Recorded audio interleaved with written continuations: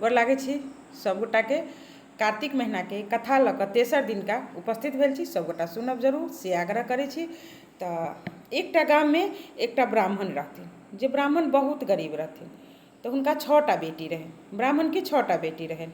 तो डेली अपन भिनसर खन को सूर्योदय से पहले जाथिन और पीपर में जल ढार कऽ आबऽ लगथिन। जखन जल ढार कऽ पूजा कऽ लेथिन, आबऽ जे लगथिन उ, तऽ ओहिमे से एकटा कन्या के आवाज सुन जे पिताजी हमहूँ अहाँके संग चलब।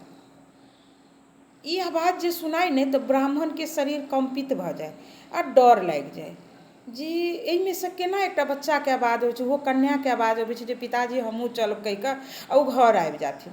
लेकिन ओ केकरो लग ई बात नहि बजथिन। फेर दोसर दिन गेलखिन, तेसर दिन जाथिन, जल ढारि कऽ पूजा कऽ कऽ जब आबऽ लगथिन तऽ सब दिन ओहिमे से आवाज एकटा कन्या के कि पिताजी हमहूँ चलब अहाँके साथ कहि कऽ तेहन आवाज अबै।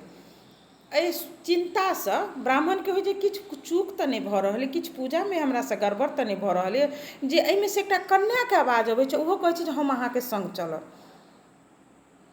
ई सोचि कऽ बहुत शरीरसँ दुर्बल भेल जाथिन, कमजोर भेल जाथिन ब्राह्मण। एक दिन हुनकर घरवाली पुछलखिन जे आखिर अहाँके कथीके चिन्ता सताबैए जे अहाँ एहन दिन पर दिन देह गलल जाइए, किछु तऽ होइए छै अहाँके कहू।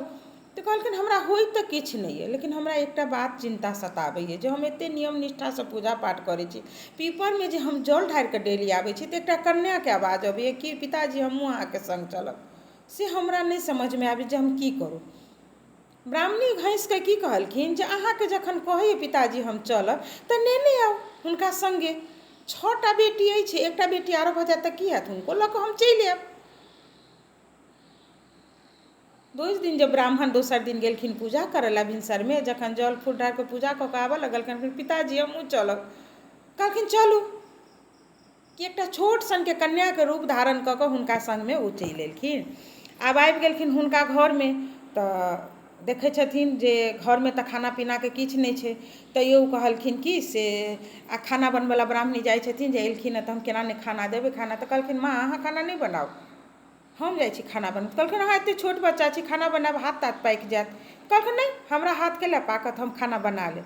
ओ गेलखिन 56 प्रकारके व्यञ्जन बनेलखिन आ परसि कऽ देलखिन। ब्राह्मण आओर पूरा परिवार खेलखिन, कहलखिन आइ तक तेहन भोजन कहियो नहि ग्रहण केने छलहुँ, हिनका हाथमे तऽ साक्षात अन्नपूर्णाके वास छै। एही रूपमे राति भेलै तऽ रातिमे से मतलब सुतऽ लए कहलखिन तऽ कहलखिन हमरा एही रूममे एकटा चौका रहतनि, चौका एहीमे हमरा से एक कोनामे हम सुति जायब, फूल पत्तीसँ पूजा पाठ कऽ लै छी हम, एतहि सुति जायब। कहलखिन अहाँ एतऽ किया सुतब, चलू जतऽ हमसब सुतै छी ततऽ। कहलखिन किछु नहि पिताजी हम एतहि सुतै छी। कहलखिन ठीक छै, सुति गेलखिन। लेकिन ओहिसँ पहिले हुनकर जे ब्राह्मणीके जे भाय रहनि, जे हुनकर मामा लगतनि, ओ एलखिन घरमे। आब ब्राह्मणी शोक चिन्तामे पड़ि गेलखिन, देखलखिन ब्राह्मणीके चिन्तामे। कहलखिन माँ कथीके चिन्ता अछि। कहलखिन देखियौ अहाँके मामा एलखिन हँ, लेकिन हिनका खाना की दी, किछो नहि छै घरमे। तऽ कहलखिन अहाँ बात करू ने, हम खाना बनेने आबै छी। कहलखिन अहाँ केना बनाबऽ सकबै, कहलखिन अहाँ बात करू हम बनेने आबै छी। ओ कन्या गेलखिन आ खूब फेरसँ 56 प्रकारके व्यञ्जन बना कऽ हुनकर मामाके आगाँमे परसि कऽ देलखिन। मामा खाना खेलखिन, तृप्त भऽ गेलखिन एकदम मोनसँ।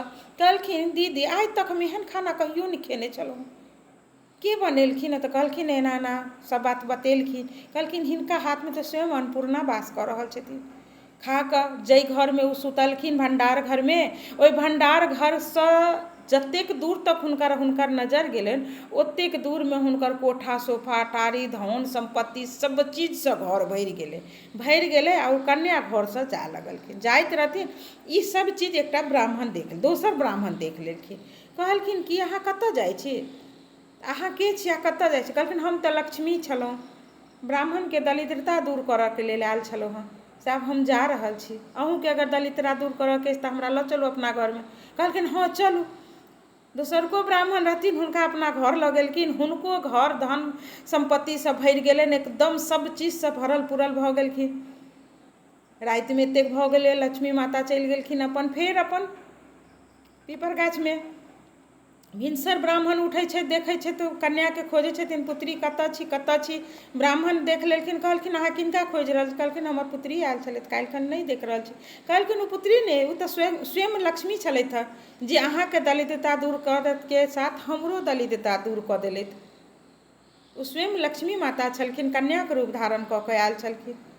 तऽ सभगोटाके कहब, जतेक गोटा ई कथा सुनै छी या व्रत स्नान करै छी या नहीं करै छी, लेकिन तैयो अगर जँ कथा सुनलहुँ, विष्णु भगवान सभक घरमे धन सम्पत्तिसँ भण्डार घर भरि देथुन। संग संग हमरो सबके इएह आशीर्वाद दौ, आओर कथा सुननिहारके सबके भगवान सब चीजसँ सुख समृद्धिसँ घर परिवार भरल रहे। बोलिए विष्णु भगवान की जय।